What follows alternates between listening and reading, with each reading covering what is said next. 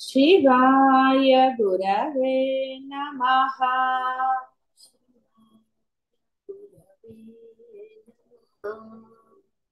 शिवाय गुरवे नमः। शिवाय गुरवे नमः। शिवाय गुरवे नमः। शिवाय गुरवे नमः। शिवाय गुरवे नमः।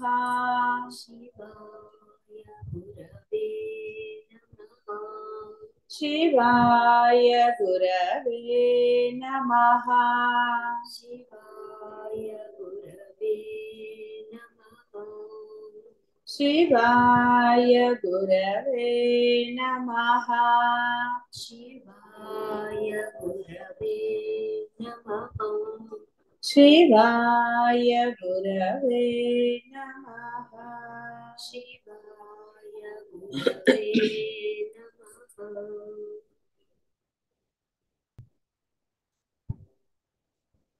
భగవద్గీతలో ఒక ముఖ్యమైన వాక్యం కలదు. యదా వినియతం చిత్తం ఆత్మని ఏవ అవతిష్ఠతి. బాగా తర్ఫీదు ఇయ్యబడిన వివేక వైరాగ్యములతో కూడిన మనస్సు ఎప్పుడైతే ఆత్మయందే నిలిచి ఉంటుందో అని చెప్పారు. అంటే ఎప్పుడైతే నిలిచి ఉంటుందో అప్పుడు అదే బ్రహ్మస్థితి, అదే అహం బ్రహ్మాస్మి, అదే బ్రహ్మానందం. కాబట్టి తీవ్రమైన అభ్యాసముతో కూడిన అభ్యాసం చెయ్యాలి. అభ్యాసం అంటే ప్రాక్టీస్. అంటే దైనందిన జీవితంలో మనసా వాచా కర్మణ ఆ యొక్క వివేక వైరాగ్యాలని, ధర్మాన్ని, ఈ సాధన అంటే నిరంతరం ఆలోచనారహిత స్థితిలో ఉండటం. ఇంత పొడుగు చెప్పామంటే అంత పొడుగు ఏవి లేవు అసలు. ఆలోచన రహితంగా ఉండటం అనే ఒక్కటి మీకు ప్రాక్టీస్ చేయాలంతే.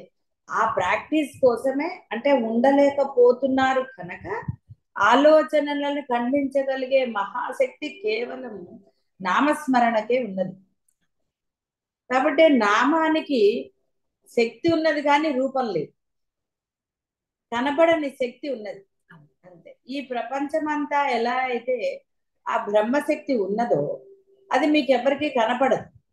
తెలిసిన వారికి కూడా అనుభూతి పొందినప్పుడు, అనుభవం పొందినప్పుడు మాత్రమే దానిని దానిని పొందగలుగు అంటే అది గ్రహించగలుగుతారు మీరు. Yes, something is there. ఒక శక్తి ఉన్నది, మహాశక్తి. ఆ శక్తి వల్లనే ఈ ప్రపంచం అనండి, నేను అనండి, ఏదైనా సరే ఇది కదులుతోంది, ఇది కదలట్లేదు అంటే అర్థం ఆ మహాశక్తి వల్ల. అది నీలోను కూడా ఉన్నదని అప్పుడే గ్రహిస్తాం. కాబట్టి ఆ శక్తికి మనం ఒక పేరు పెట్టుకున్నాం. కేవలం మన కోసం మాత్రమే, అంటే సాధకుల కోసం మాత్రమే. వాడు ఆ యొక్క శక్తిగా మారడానికి ఒక ఆలంబన.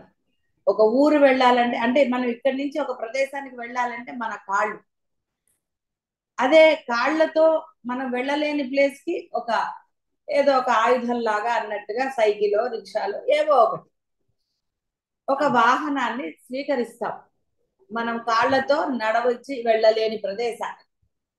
అదే విధంగా ఈ మనస్సుని, అంటే ఈ మనస్సు దేనితో తయారు చేయబడింది, దేని వల్ల మనస్సు ఈ దేహం ఏర్పడినది, మూలం. ఆ మూలానికి ఆ ఆత్మగా నీవు నిలిచి ఉండాలి అనేది పరమ సత్యం ఇప్పుడు తెలిసింది. ఎందుకంటే అది ఉండగలుగుతావు. పరమాత్మ అన్నాడు, ఒరే నువ్వు ఉండగలుగుతావురా, నీకు ఆ చాయిస్ ఉందన్నాడు, కేవలం మానవుడికి మాత్రం. ఇదేం అసాధ్యం కాదు, నువ్వు తప్ప ఇంకెవరు చేయలేదు. అంటే మానవుడికి మాత్రమే ఆయన ఇచ్చిన పరమ అనుగ్రహము, ఆ యొక్క చాయిస్. ఇంకా వేరే ఇతర జంతువులు కానీ ఎవరు అంటే ఆఖరికి దేవతలు కూడా ఇలాంటి సాధన చెయ్యలేరు. దేవతలు కూడా బ్రహ్మం అవ్వలేదు, గుర్తుపెట్టుకోండి. దేవతలు కూడా మీలాగా పుట్టిన వాళ్ళే, కాకపోతే మీకన్నా కొంత శక్తి వారికి ఎక్కువ ఇచ్చాడు ఆయన. ఈ సృష్టి మొత్తం అయ్యే వరకు వాళ్ళు వాళ్ళ పనుల్లోనే ఉంటారు తప్ప అటు ఇటు పోరు మీలాగా. మీరు చూడండి, దీక్ష అంటే దీక్షలోనే ఉన్నారు, అటు ఇటు పోతారు. సాధన చేయండి అమ్మ అంటే ఇంకోటి ఏదో చేస్తారు కదా. రకరకాలు బాహ్య ప్రపంచంలో కూడా అంతే కదా. అదేం పెద్ద ఇదేని కాదు, ఇది చెయ్యంటే ఇంకోటి చెయ్యరు పిల్లలు. అట్లాగే మీరు కూడా అంతే కదా. దేనికి ఇప్పుడు కదా సాధన ఎందే నిష్టని అంటే ఇష్టాన్ని పెంచుకుంటున్నారు కాబట్టి ఆచరణ సులభం అవుతుంది. ఎప్పుడైతే ఇష్టం ఏర్పడిందో నిష్ట యందు ఆత్మ యందు మీకు ఆచరణ హాయిగా ఉంది. ఆచరణ వలన అనుభవం కలుగుతుంది, పరమానందాన్ని అనుభూతి పొందుతున్నారు. అంటే అదే ఇక్కడ చెప్పబడుతుంది. కాబట్టి కేవలం మానవుడికి మాత్రమే ఇచ్చారు. అందుకని ఒరే నీ జన్మ సార్థకం ఇందులోనే ఉందిరా అని ఆయన స్పష్టంగా చెప్పారు. ఇంకెవరూ చేయలేరు. దేవతలు కూడా మళ్ళీ కలిసిపోవటమే, మళ్ళీ పుట్టిస్తాడు ఆయన. అయితే ఏమంటే వాళ్ళు ఎవరు అండి అని అంటే అవి అనవసరమైన ప్రశ్నలు మీ అందరికి. ముందు మీరు బ్రహ్మం అవ్వండి, అప్పుడు వాళ్ళు ఎక్కడి నుంచి వచ్చారు ఏమిటి అనేది పరమ సూక్ష్మం కాబట్టి అది మీకు బోధపడుతుంది. బ్రహ్మం అయితే తప్ప అలాంటి రహస్యాలు చెప్పరు. బ్రహ్మమయ్యాక చెప్పాల్సిన అవసరం లేదు, నీకే అవగతం. ఎందుకంటే ఇప్పుడు బ్రహ్మ లక్షణాలను నువ్వు ఎప్పుడైతే ఆచరణలో పెడుతున్నావో బ్రహ్మానుభూతి స్వయంగా పొందుతున్నావు. ఇక్కడ ఎవరు కూడా బ్రహ్మానుభూతి ఇలా ఉంటుంది అని మాటల్లో చెప్పలేరు. అందుకే మిమ్మల్ని అదే గుర్తు పెట్టుకోవద్దు అని చెప్పారు. నాకు కొంతమంది చెప్పారు ఇలా అనుభవం అయింది, ఇలా అనుభూతి పొందా, పరమానందం కలిగింది. ఇది మీరు ఎప్పుడూ గుర్తు పెట్టుకోకూడదు. ఎందుకంటే అప్పుడు కలిగిన అనుభూతి మళ్ళీ కలగాలంట, అది తప్పు. అనుభూతి నిరంతరం ఉండాలి, అంతేగాని ఇలా కలిగింది అలా కలిగింది అని మీరు మళ్ళీ డివైడ్ చేసుకుంటే అనుభూతిని డివైడ్ చేసినట్టు అవ్వలేదు. పరమానందం అనేది ఎడతెరిపి లేని అవిచ్ఛిన్నమైనది. పరబ్రహ్మ అవిచ్ఛిన్నం, పరిమితికి లోబడలేదు. అంటే మీ బ్రహ్మానంద ఆ విధంగా ఉండాలి. ఇప్పుడు ఈ కాసేపు పొందారు, తర్వాత మరి ఎట్లా? ఇప్పుడు అక్కడే కూర్చుని మళ్ళీ అలాంటిదే పొందాలని ప్రయత్నం చేస్తే పొందలేదు. ఏదో కొంతమంది వంట వాళ్ళకి అనుకోండి, లేకపోతే కొన్ని పనులు చేసే వాళ్ళకి ఎప్పుడు ఒకే రకంగా వస్తుంది. మామూలుగా ఉండే వాళ్ళకి అంటే అంత అభ్యాసం లేని వాళ్ళకి రోజుకో రకంగా ఉంటుంది వంట. బయట పనులైనా అంతే, రకరకాలుగా ఉంటుంది. కానీ అందులో పర్ఫెక్షన్ సాధించిన వాడు ఎప్పుడు అలాగే చేస్తాడు, ఎప్పుడు అద్భుతంగానే ఉంటుంది వాడు ఏం చేసినా కూడా. అంటే ఎందులో వాడు పర్ఫెక్షన్ అదే విధంగా అద్వైతంలో కనుక పర్ఫెక్షన్ సాధిస్తే అభ్యాసం బ్రహ్మానందం ఎడతెరిపి లేకుండా, అంటే గ్యాప్ ఏమి ఉండదు, ఎప్పుడూ ఆనందంగానే ఉంటుంది. ఇది అది అని ఏమి ఉండవు. కోపం వచ్చినా, అరుపులు ఏడ్చినా, ఇంకోటి చేసినా అవన్నీ క్షణికంగా ఉంటే వెళ్ళిపోతాయి, అంతే తప్ప దాని ఎందు ఉండదు. ఇప్పుడు పరిపూర్ణత సాధించడానికి ముందు ఆ కోపం ఒక గంట 2 గంటలో, అది డిపెండ్స్ మనుషుల మీద అనండి, ఆ యొక్క సిచ్యువేషన్ అంటే ఏదో రకంగా ఇలా రకరకాలుగా ఉన్నాయి మీ యొక్క భావనలు ఆలోచనలు.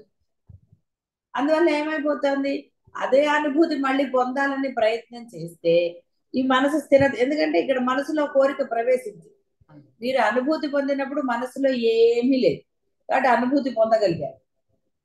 ఇక్కడ ఎప్పుడైతే మనసులో ఆ అనుభూతి మళ్ళీ పొందాలి అన్న ఆలోచన వచ్చేసిందో అది రాదు. ఎందుకంటే ఒక ఆలోచన ఉన్నది, ఏది లేని స్థితే పరమానందం. మరి కొంచెమన్నా ఉందంటే ఎలా పొందుతారండి? తేడా. కాబట్టి భగవద్గీతలో చెప్పింది అదే, బాగా తర్ఫీదు ఇయ్యబడిన వివేక వైరాగ్యములతో కూడిన మనస్సు ఎప్పుడైతే ఆత్మయందే నిలిచి ఉంటుందో అన్నారు. తర్ఫీదు అంటే మీరు అభ్యాసం, ప్రాక్టీస్. ప్రాక్టీస్ అంటే ప్రయత్నం. ఆ ప్రయత్నం అంటే ఏంటి? నిత్య జీవితంలో, దైనందిన జీవితంలో ఆ ధర్మంగా అంటే మన యొక్క బ్రహ్మ లక్షణాలతో మీరు ఉండటం, ప్రయత్నపూర్వకంగా ఉండాలి. వాడిని వీడిని చూసి మీ అలవాట్లో మీ లక్షణాల్లో మార్చుకోరాదు. మీరుగానే అంటే బ్రహ్మంగానే ఉండండి, అంతే తప్ప ఏమంటే వాడు తిట్టాడండి, లేకపోతే వాడు పాపం నాకు చాలా సహాయం చేశాడు, మరి వాడికి నేను చెయ్యాలి కదండి అని దీక్ష మానేసి వెళ్ళక్కర్లే. నీ చేత వాడికి సహాయం చేయించాలంటే ఆయన నిన్ను లాక్కుపోయి చేయిస్తాడు. ఎందుకు కంగారు ఎందుకు?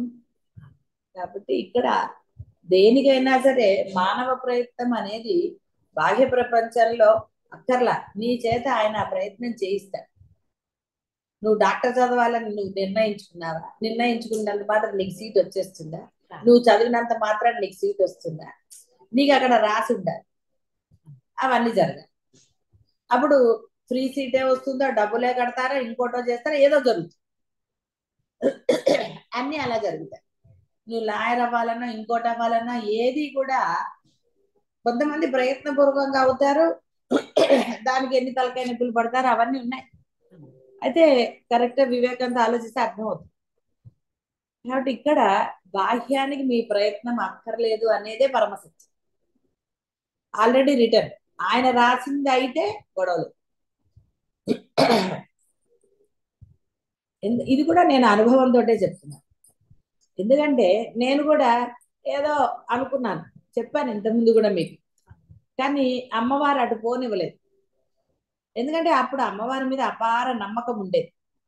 అమ్మవారికి నమస్కారం చేసుకుని ఏదైనా చేశా కాబట్టి ఆవిడ నాకు అన్నిటిలో అంటే నన్ను నిరుత్సాహపరచకుండా వాటి రుచి చూపించేసి నా అంతట నేను అంటే సహజంగా వాటి ఎందు నాకు విరక్తి కలిగేటట్టు చేసింటారు. అదే అది చూపించకుండా వెళ్ళకుండా అంటే అయ్యో నేను చేయలేకపోయానని బాధ ఉంటుంది. ఇప్పుడు పరమానందంగా వదిలేదు. ఎందుకు? అమ్మాయి అక్కడి నుంచి అమ్మ రక్షించింది కాబట్టి. ఆవిడ రుచి చూపించింది. రుచి చూపించి టాటా అవన్నీ ఏముంది నేను చేయాల్సిందే అనుకుని నేను వెళ్ళలేదు ముందుకి. ఆవిడ చూపించిన దాన్ని ఆ గ్రహింపు శక్తి కూడా ఆవిడే ఇచ్చింది. అందులో ఏం సందేహం లేదు. ఇక్కడ ఏవి సొంతంవి లేవండి. స్ఫురణైన వాళ్ళదే, గ్రహింపైన వాళ్ళదే, అవగతమైన వాళ్ళదే, అన్ని వాళ్ళవే. ప్రయత్నం ఒక్కటే మీది అద్వైతం వైపు. అంటే అమ్మవారిని నమ్మే ప్రయత్నం నాది, అలా నమ్మాను కాబట్టి మిగతావన్నీ ఆవిడిచ్చింది. ఆవిడ నమ్మనే నమ్మకపోతే ఇవన్నీ ఎందుకు ఇస్తుందండి ఆవిడ? కాబట్టి ఏం అవస్థలు పడేదాన్ని, ఏమిటో ఏం జరిగేదో. నమ్మకం అనేది పరిపూర్ణంగా ఉన్నది కాబట్టి ఈ స్ఫురణలు ఇంకా అక్కడ ఆగిపోయేది, మిగతావన్నీ ఆవిడిచ్చేసి ఏం సందేహం.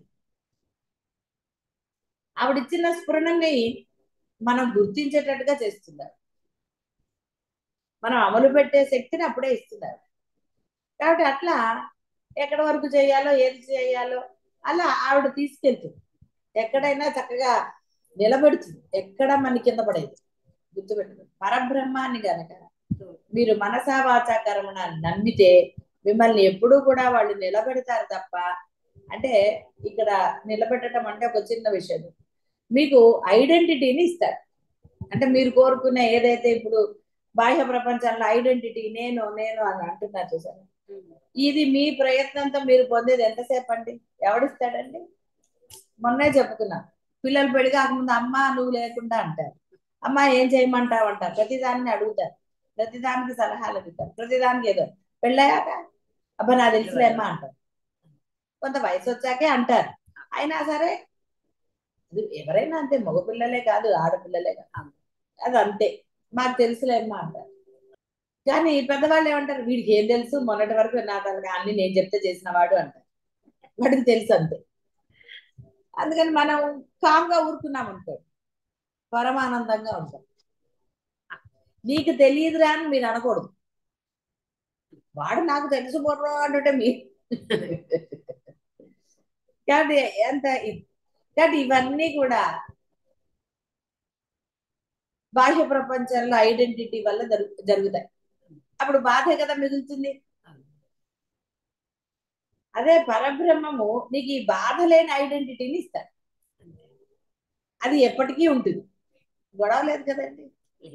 ఇప్పుడు మీరు ఇక్కడ ఎందులో కల్పించుకోవటం లేదు. అప్పుడు వాడు గుర్తించాడు, మా అమ్మ చాలా మంచిది, మా అమ్మకి అన్ని చెప్పుకోవచ్చు నేను, లేకపోతే మా అమ్మ ఇది అని వాడు చక్కగా మిమ్మల్ని ప్రేమగా గుర్తించాడుగా. లేకపోతే ఇది ప్రేమ కాదు, నీకు తెలీదు అంట ప్రేమ ఏమిటంటే అర్థమైందా? అది అంటే బాధాకరమైన గుర్తింపు కన్నా పరమానందమైన గుర్తింపుని శాశ్వతంగా ఉండేది ఇస్తాడు. దానికోసం ప్రయత్నం చేయాలి కానీ ఈ గోల ఎందుకండి? బాధపడే ఐడెంటిటీలతో ఎన్ని ఎన్ని రాజులండి. ఏ బంధంలో అయినా ఆ ఐడెంటిటీ మీకు బాధ కలిగిస్తుంది. బాహ్య ప్రపంచంలో ఉద్యోగమైనా వాడు కొన్ని రోజుల తర్వాత తీసేస్తాడు, లేదా నీకన్నా గొప్పవాడు దొరికితే ఇంకోటి అంటే కూడా నీ వాల్యూ తగ్గిపోతుంది. కానీ ఉద్యోగంలో కూడా నిన్ను నిలబెట్టాలి, నీకు ఒక గుర్తింపు కలుగజేయాలి అంటే ఈయనే. నువ్వు పరబ్రహ్మాన్ని నమ్మితే నీకు ఉద్యోగంలో కూడా బ్రహ్మాండంగా ఉంది, బాసు కూడా నీ మాట ఉంటాయి. ఇది కొంతమందికి అనుభవం కూడా. ఈ అలాంటి గుర్తింపు కోరుకోవాలి కానీ అంటే పరబ్రహ్మం ఇచ్చిన గుర్తింపు ఆనందదాయకంగా ఉంటుంది, బ్రహ్మాండంగా ఉంటుంది. అసలు ఏది అనిపించదు. అదే సొంతంగా ప్రయత్నం చేస్తే బాస కాకా పట్టాలి, డబ్బులు ఖర్చు పెట్టి వాడికి ఏదో చెయ్యాలి, గిఫ్ట్లు ఇవ్వాలి, ఎన్ని గోళలండి. వాడికి నచ్చుతుందో తెలియదు, నచ్చదో తెలియదు, ఎన్ని రకాలు. అందువల్ల పరమానందంలో ఎప్పుడూ పరమానందమే ఉంటుంది. ఇచ్చిన పరమానందమే, ఇవ్వకపోయినా పరమానందంగానే ఉంటారు. కాబట్టి అక్కడ లావాదేవీలతో పని లేదు కదా. బ్రహ్మానందంలో లావాదేవీలతో పని లేదు. గురువుల దగ్గర లావాదేవీలతో బంధం ఉంటే ఇంకేం చెబుతాడండి మీకు. కాబట్టి అవి లేవు కాబట్టి మీరు నిశ్చింతగా ఉండొచ్చు. అనవసరంగా బుర్రపాటు చేసుకోకర్లా ఏమి ఇవ్వాలి ఏమి ఇవ్వాలి అని. ఆ స్ఫురణ వస్తుంది, అది అయిపోతుంది అంతే. దాని గురించి తలకాయలు ఇచ్చేసుకోకర్లా. శుచిగా శుభ్రంగా మంచిది ఇస్తున్నామా లేదా అనే అదొక్కటి ఉంటే చాలు. ఇంకేమో మనస్సు వస్తుజాలమును పట్టించుకొనక చెదరక చలనరహితమైన స్థితిలో ఉన్నప్పుడు అది బ్రహ్మమే. ఇంతకంటే తేలిగ్గా ఏమర్ణిస్తారు బ్రహ్మాన్ని. కాబట్టి నువ్వు దేనికి చలించకుండా, అయ్యో ఎట్లా అంటే మీ మనసుల్లో అవి ఉన్నాయి కదా, అమ్మో ఇప్పుడు ఎట్లా, అప్పుడు ఎట్లా, దీనికన్నా మంచిదా అది, ఏది ఇది చెయ్యాలా వద్దా, ఇలా రకరకాలు అవి లేకుండా ఉంటే అది బ్రహ్మ. ఎందుకు అసలు ఆలోచన చెయ్యాలా వద్దా, ఇంకోటి నీది ఏది చేయించాలంటే చేయిస్తాడు, నీకు అది రావాలంటే వచ్చేటట్టే చేస్తాడు ఆయన. నువ్వు ఆయన దగ్గర కూర్చోవటమే కావాలి. పిల్లవాడు ఆడుకుంటూ ఉంటాడండి, తల్లి టైం చూసి కదా అన్నం పెడుతుంది. కొంచెం పెద్ద అయ్యే వరకు, పెద్ద అయ్యాక వాడు ఆకలి వేస్తోందని వస్తాడు. లేదనుకోండి వాడు మా నాన్న వాడు ఆడుకుంటూ ఉంటాడు. మరి చెంట పిల్లడప్పుడు వాడు నిద్రే కదా, వాడు పని ఇంకోట్లేదు కాబట్టి వాడు ఏడుస్తాడు. కొంతమంది పిల్లలు అసలు ఏడవరు. అప్పుడు తల్లి అయ్యో ఇదేమిటి ఇన్ని గంటలేదు వీడు ఏడవట్లేదని అప్పుడు పాలు పెడుతుంది. లేదనుకోండి ఇంకొంచెం పెద్దగా వాడు ఆటల్లో మునిగిపోతాడు. అప్పుడు కాదురా తినాలి అన్నం అని చెప్పి అది తీసుకొచ్చి తల్లి అన్నం పెడుతుంది. మరి అంతగా చూసుకున్నప్పుడు మిమ్మల్ని చూడరా బాగా.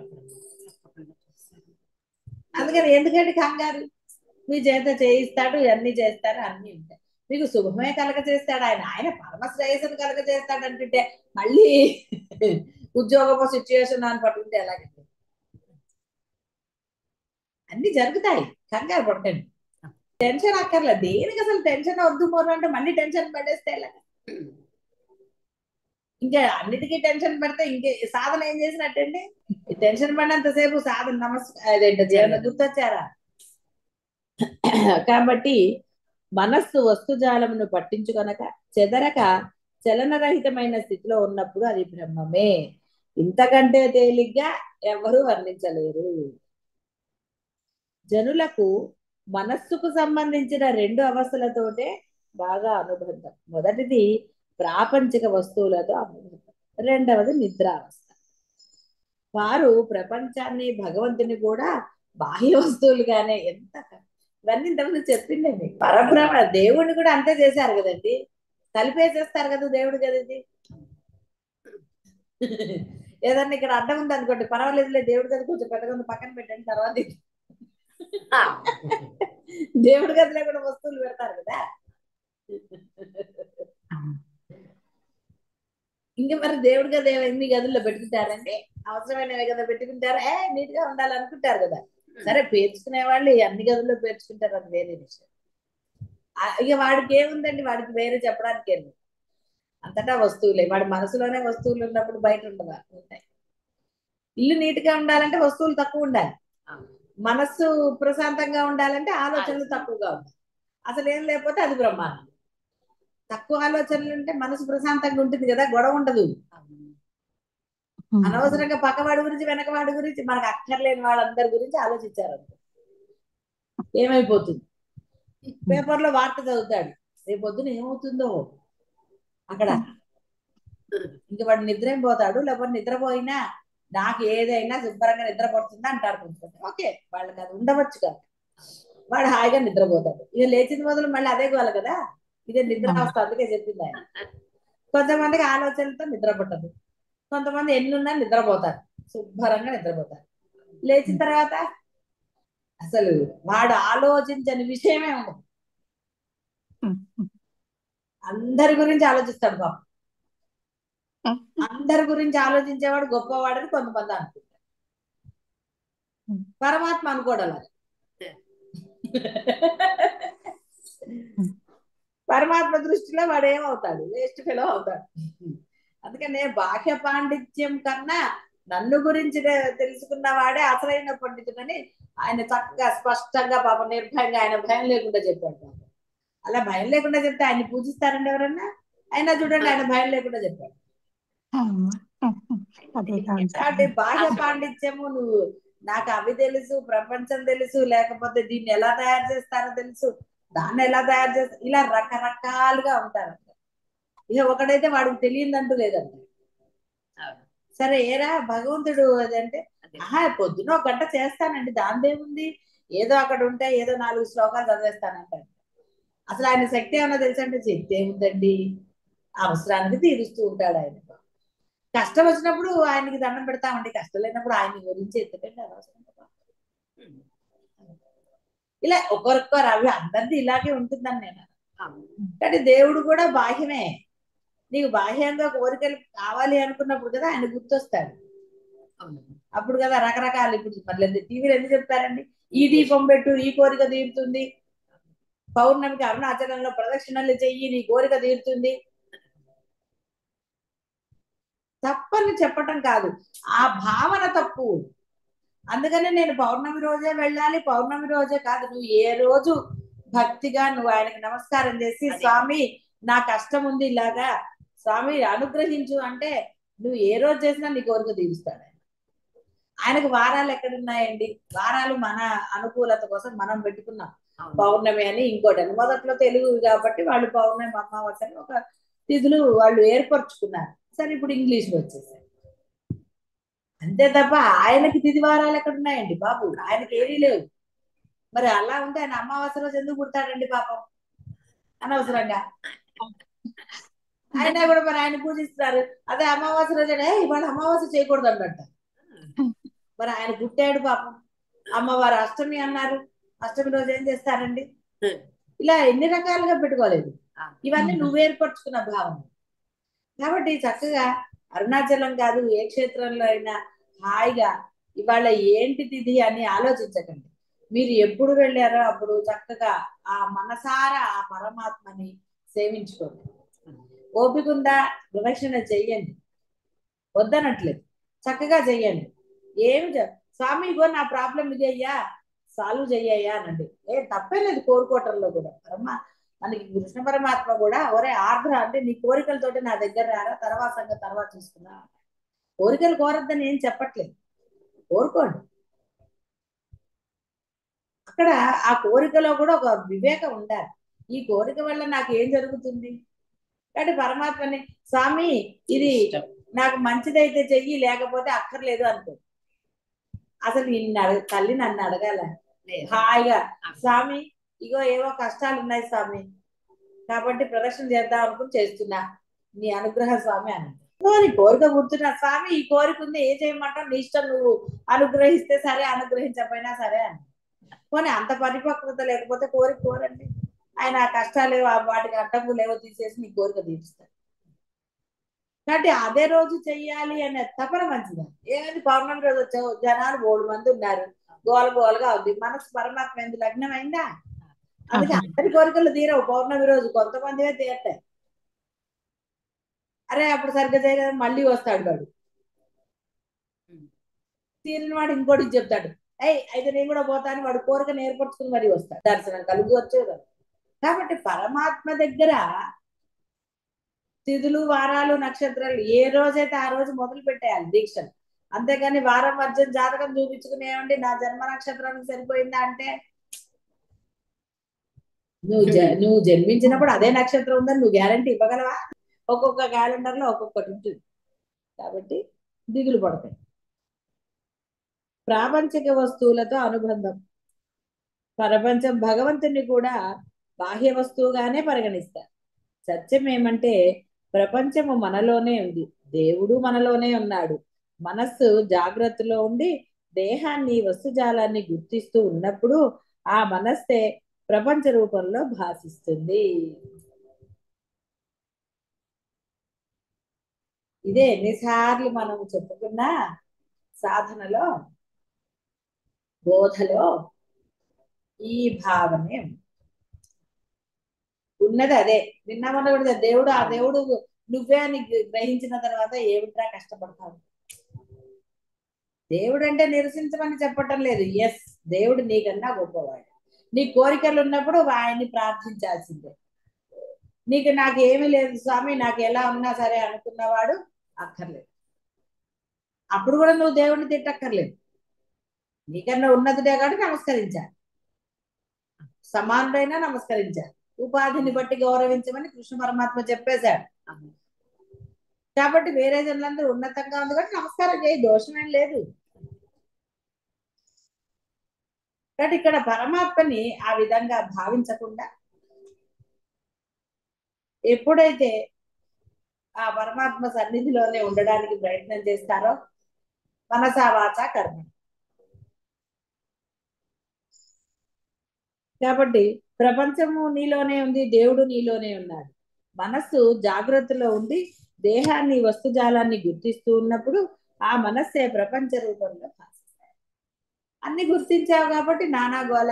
ఏమంటే వీడు తిట్టాడు, వాడు తిట్టాడు, వాళ్ళ ఇంట్లో అవి ఉన్నాయండి, మనం కూడా కొనుక్కుందామా, డబ్బులు ఉన్నాయి కదా మన దగ్గర. డబ్బు లేకపోయినా సరే అప్పు చేసైనా ఇన్స్టాల్మెంట్ లో ఇస్తాడు, కొనేసుకుందాం. తర్వాత ఎవడు కట్టాలి ఇన్స్టాల్మెంట్? దేవుడు ఎందుకు కడతాడండి? దేవుడు దండం పెట్టి కొనుక్కుంటే దేవుడికి దండం పెడితే ఆయన కొనిచ్చే వరకు ఆగాలి. అంతేగాని దేవుడికి దండం పెట్టి షాపుకి వెళ్ళి అప్పు చేసి కొనేసానండి అంటే, స్వామి నాకు ఆ వస్తువు కావాలి, ఎప్పుడు ఇస్తే అప్పుడు తీసుకుంటా అంటే ఆయన నీకు ఎప్పుడో ఒకప్పుడు ఆ వస్తువు వచ్చే ఏర్పాటు చేస్తాడు. అప్పుడు ఇన్స్టాల్మెంట్ లో కొనుక్కున్న వాడికి ఆనందం ఏముంటుందండి? పక్క కొని చూసి కొనుక్కొచ్చుకున్నారు అనుకోండి, అది ఆనందాన్ని ఇవ్వదు. ఆహా నేను కొనుక్కున్నా చూసావా అంటాడు, అంతే తప్ప వస్తువు ఆనందం ఎక్కడ వచ్చిందండి? కాబట్టి ప్రపంచం అప్పుడే ఉంటుంది, వస్తుజాలాన్ని గుర్తించడం. అందువలననే ప్రపంచము మిథ్య, దేవుడే సత్యం.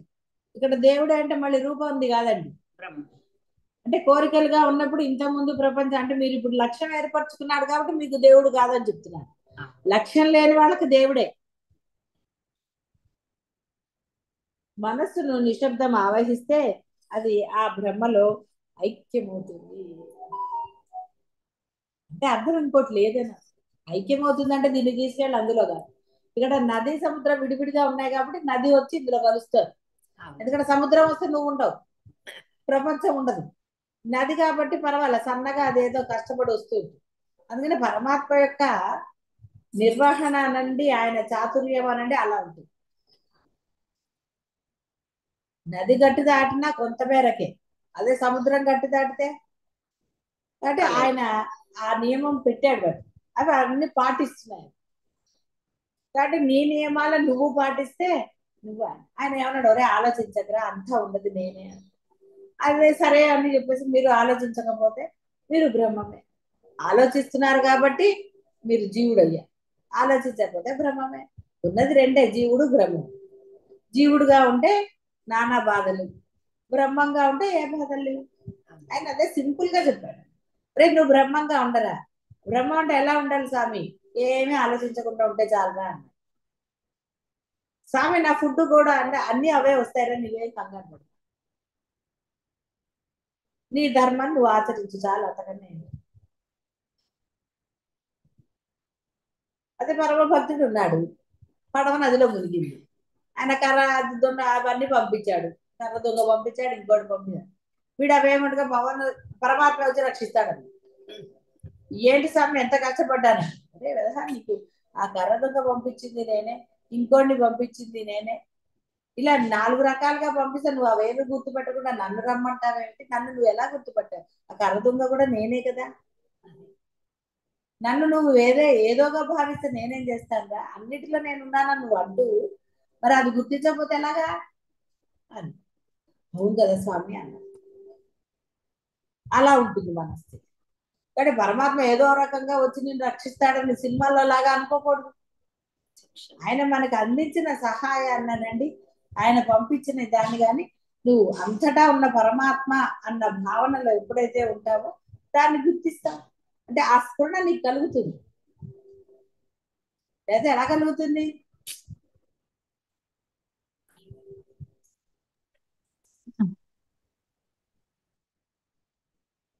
కాబట్టి నిశ్శబ్దం ఆవహించినప్పుడు అది బ్రహ్మంలో ఐక్యమవుతుంది. అంటే నిశ్శబ్దమే బ్రహ్మం. గొడవ చేయదు బ్రహ్మం, పాపం సైలెంట్ గానే ఉంటుంది. ఉత్తేజితమైన పరుగులు తీసే మనస్సే ప్రపంచం. మరి లోపల నుంచి వచ్చేస్తుంది.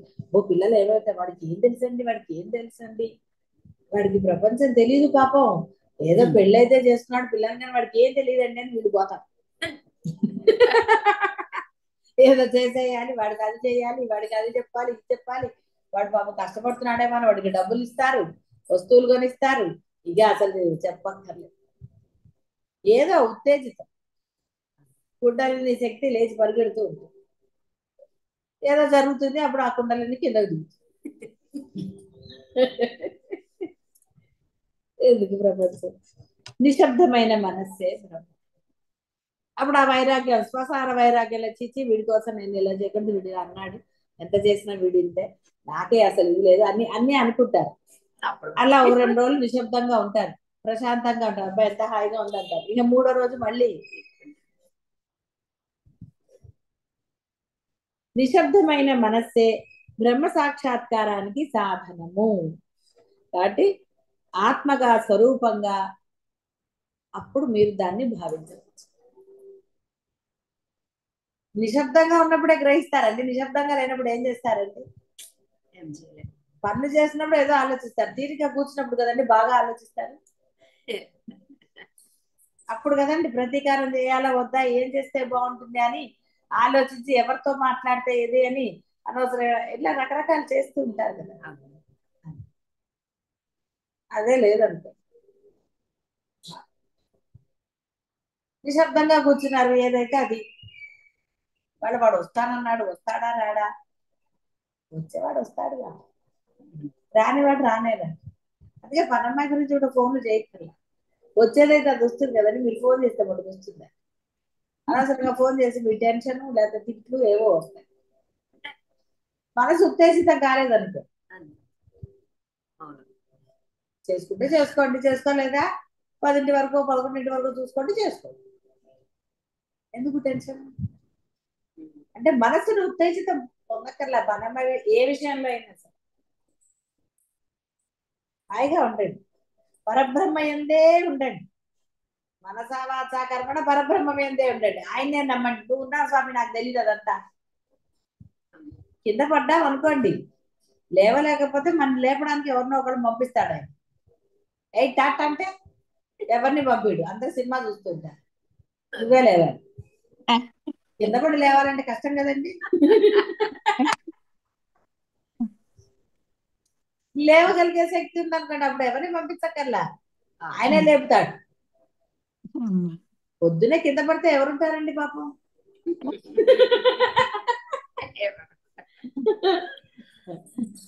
ఆవిడ లేచే శక్తి నీకే ఇస్తాడు ఆయన. ఎంత హాయి. తర్వాత నుంచి నడవడం ప్రాక్టీస్ చేయాలి. కాబట్టి నిశ్శబ్దమైన మనస్సే బ్రహ్మ సాక్షాత్కారానికి సాధనము. కాబట్టి టెన్షన్లు పట్టమో ఇంకోటో ఇంకోటో హౌ హౌ అనుకోవటమో కాదు. ఎందుకు అసలు ప్రశ్న ఎందుకండి? ప్రశ్నలే లేని మనసుకి ప్రశ్నలు వేయటం ఎందుకు చెప్పండి? నీకు సమాధానం తెలియనప్పుడు ఆ ప్రశ్న వేస్టే కదా. వేస్ట్. సమాధానం అయ్యో తెలుసండి అయినా వేసుకుంటానంటే ఇంకా అంతకన్నా మూర్ఖత్వం ఇంకోటి ఉందా? కాబట్టి అసలు ఏదీ లేదు, హాయిగా నిశ్శబ్దంగా ఉండండి, హాయిగా ఉండండి, ఆనందంగా ఉండండి. సీరియస్ గా మొహం మార్చుకుని ఉండమని చెప్పట్లేదు, పరమానందంగా ఆనందంగానే ఉంటాయి. ఎవరు మాట్లాడినా చక్కగా నవ్వుతూనే మాట్లాడారు, సీరియస్ గా మాట్లాడక్కర్లా. అదేదో కిరీటం ఎక్కడ కింద పడుతుందో అన్నట్టు హాయిగా ఉంటుంది. నా అంతః నా మధ్యం నా బహిః స్మరంతః, లోపల బయట మధ్య అను భేదములను పరిగణించని వారు మనోనిగ్రహం లేనంత వరకు దేశకాలాలు మనస్సుపై ప్రభావం చూపిస్తాయి. ఇప్పుడు అప్పుడు ఎప్పుడు ఏమిటండి, ఎప్పుడు స్మరించాలి? నా అంతః నా బహిః నా మధ్య. నేను లోపలే జపం చేసుకుంటానండి, బయటే చేస్తానండి, ఎందుకు వచ్చిన గోలండి? అంతా ఉన్నది ఆయనే. నీకు ఎట్లా కావాలంటే అట్లా జపం చేయి. మనసు నిర్మలంగా ఉండే వరకు నువ్వు జపం చేయాల్సింది. బాహ్య ప్రపంచంలో నువ్వు కుండలిని శక్తి నీకు లేవనంత వరకు నువ్వు చేయాల్సింది, ఉత్తేజితం అవ్వనంత వరకు. నీలో ప్రపంచం లేదు అనుకునే వరకు నువ్వు చెయ్యాలి. బట్ నువ్వు అనుకోవటం కాదురా, సహజ స్థితి ఏర్పడాలి.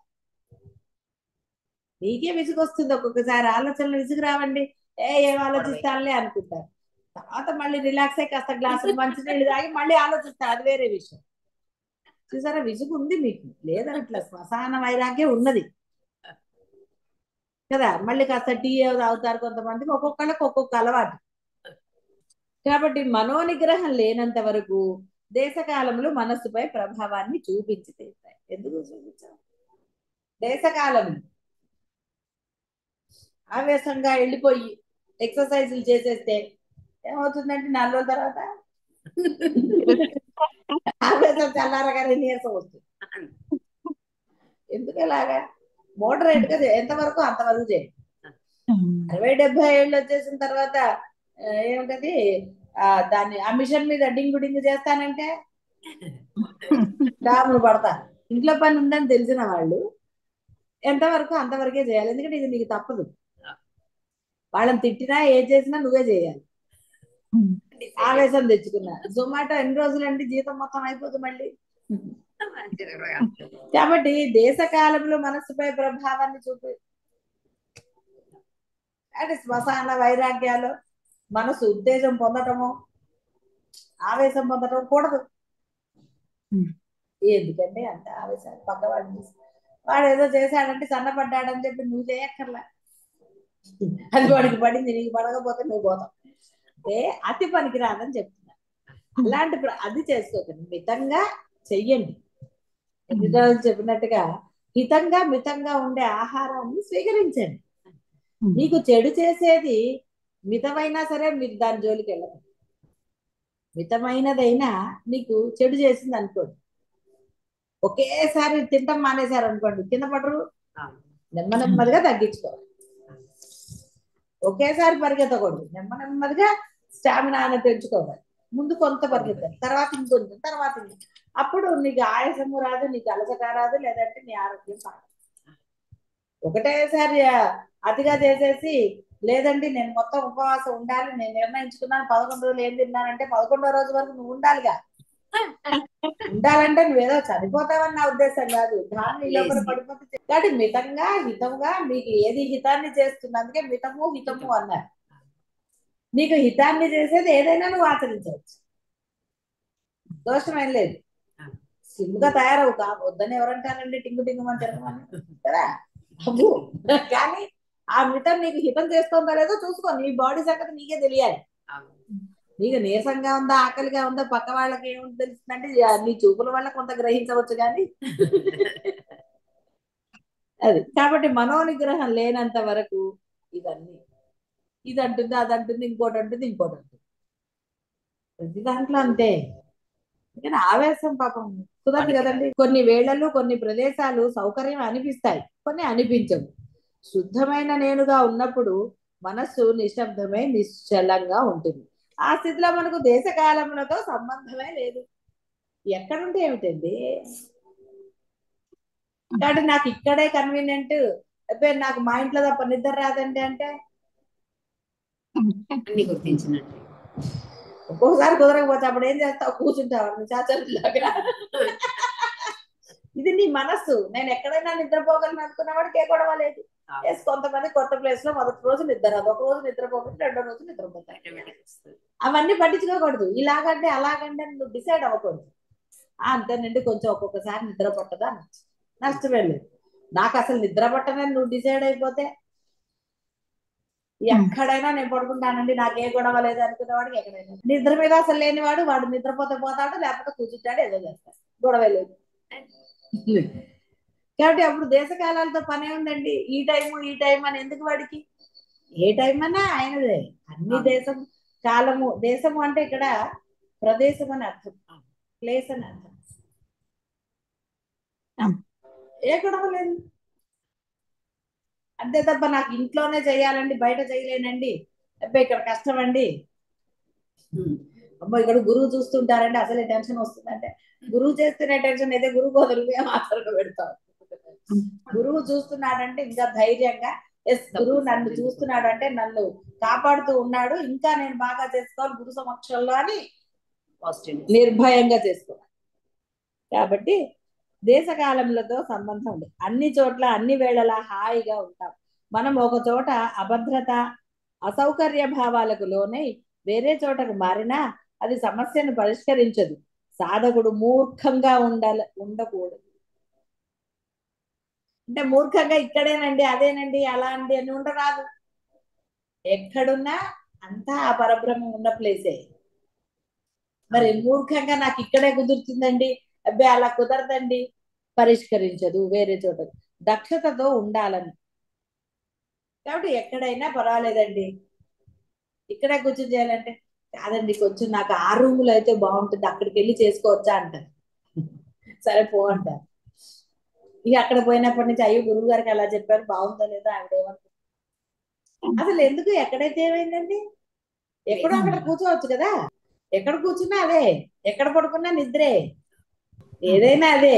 నువ్వు ఎప్పుడైతే మనస్సుని ఒక దాని యందు లగ్నం చేస్తావో ఇక అది అదే అభిప్రాయం. అట్లా మూర్ఖ అభిప్రాయాలు అంటే నిశ్చిత అభిప్రాయాలు బాహ్యంలో ఉండరాదు.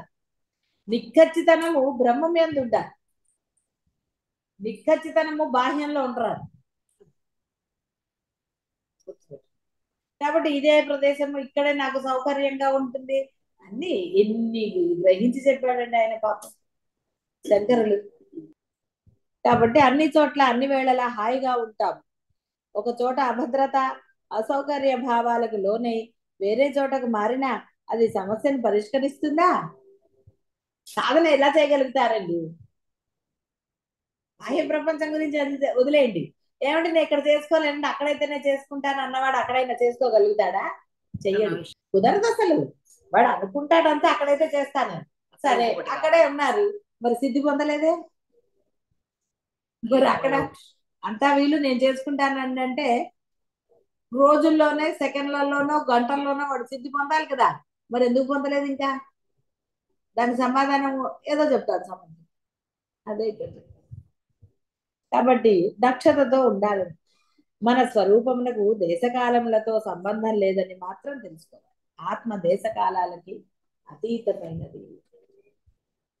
అతీతమైన దాన్ని పట్టుకోవడానికి నువ్వు మళ్ళీ నాకు ఈ ప్లేస్ అంటే ఎలాగా? దేశకాలాలతో పరిమితి ఏర్పరచుకోకండి. కాబట్టి ఇక్కడ అవి కాబట్టి దేశకాలాలు ఇవన్నీ కూడా నీ మనసుకు సంబంధించి నీలో పరివర్తన అనేది అంటే అందరూ కూడా నాకు ఇక్కడే సౌకర్యం అక్కడ కాదండి, నాకు ఇక్కడైతేనే కుదురుతుంది అదైతేనే కుదురుతుంది, ఇలా ఏ భావనలు అసలు భావ రహితంగా ఉండడానికే సాధన. అంటే అందరూ కూడా మనసా వాచ కర్మణ ఆ సాధన చెయ్యండి. అనవసరమైన బాహ్య విషయాల పట్ల ఏమాత్రము కూడా ఉత్తేజితులు కాకండి. కేవలము బ్రహ్మం పట్ల మాత్రమే ఉత్సాహంతో ఉండండి. శుభం భూయాత్. శివాయ గురవే నమః.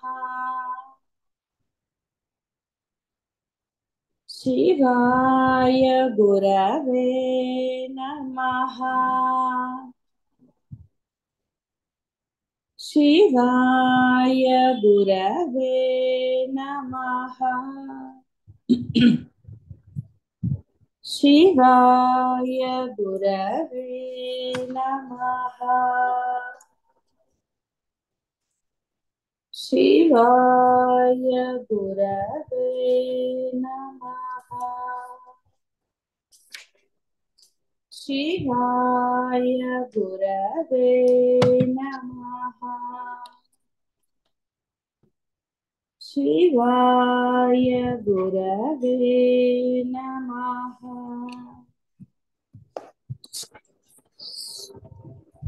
క్రమశిక్షణ కొరకు కొన్ని వదిలిపెట్టాలి. క్రమశిక్షణ కొరకు అంటే మనస్సు అటు ఇటు పరిగెట్టకుండా ఉండాలి అంటే ఆ చపలత్వం మనస్సు పొందకుండా ఉండాలి అంటే ఆ చపలత్వం పొందే ప్రదేశాలను వదిలివేయాలి. ఎక్కడైతే మనసు చపలంగా ఉంటుందో, ఎక్కడ నిలకడగా ఉండదో అలాంటి ప్రదేశాలు వదిలిపెట్టాలి. కాబట్టి అన్ని ప్రదేశాలలో ఏ సమయంలోనైనా ఇబ్బంది లేకుండా ఉండాలి.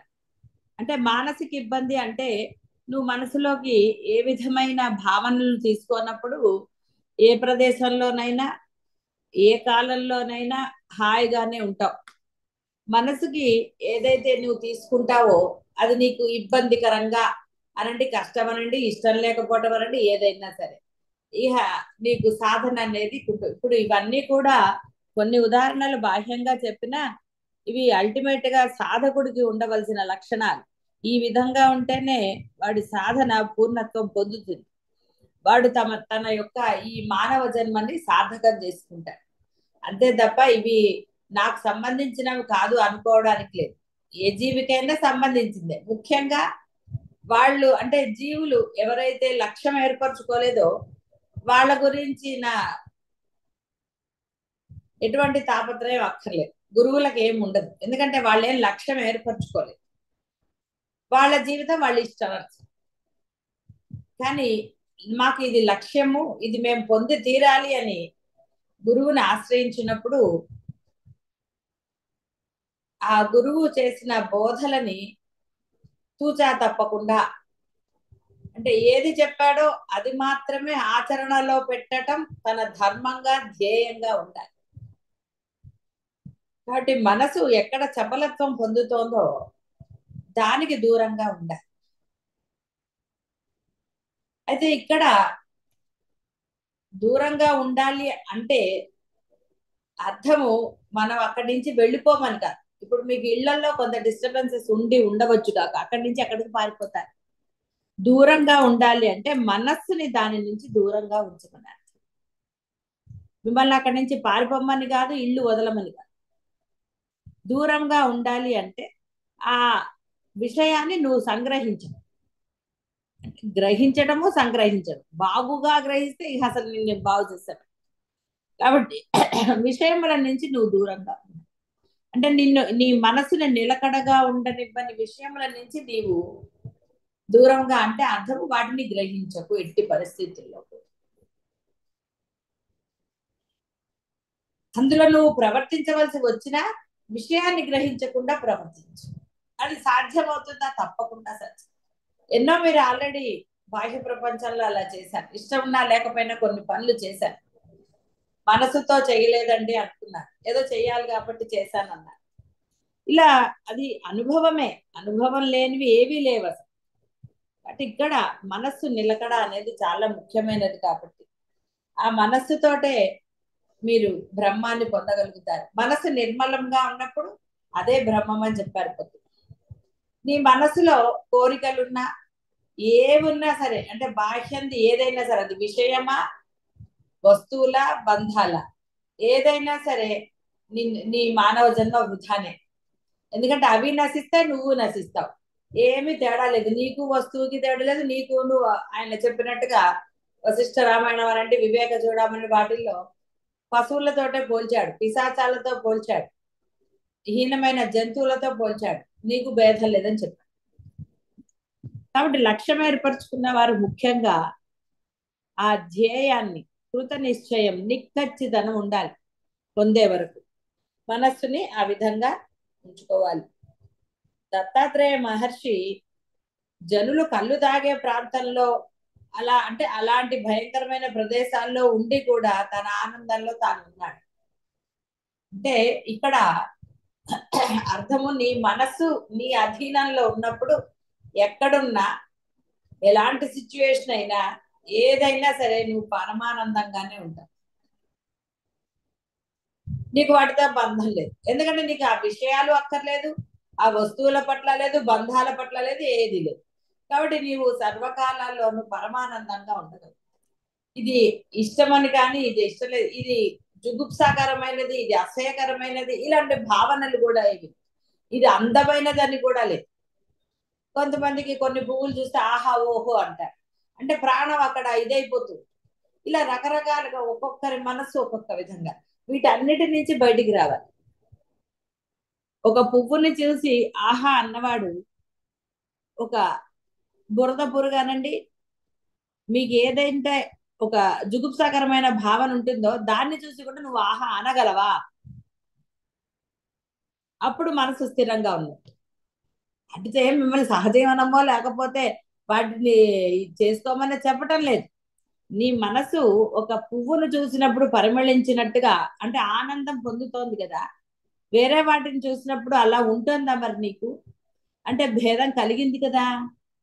కాబట్టి దీన్ని చూసినప్పుడు ఆనందం అక్కర్లేదు, దాన్ని చూసినప్పుడు వేరే భావన అక్కర్లేదు. అన్నిట్లోనూ ఆ దైవం ఉన్నది.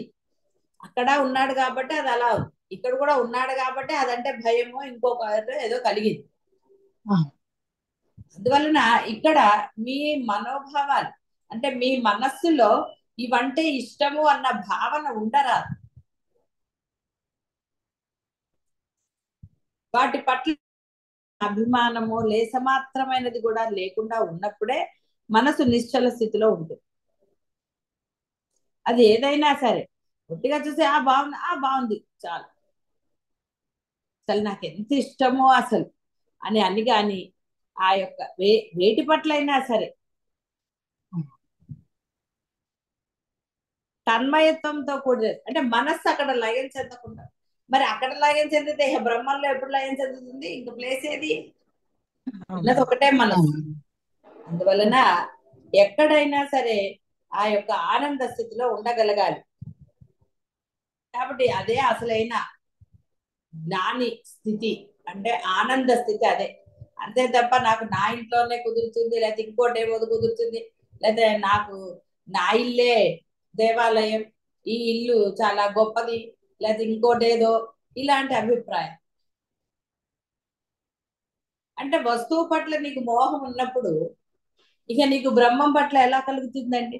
బ్రహ్మం అక్కర్లా, నువ్వు పూజించే దైవం పట్ల కూడా నీకు కోరిక అంటే ప్రేమ కలగదు, అభిమానం కలగదు.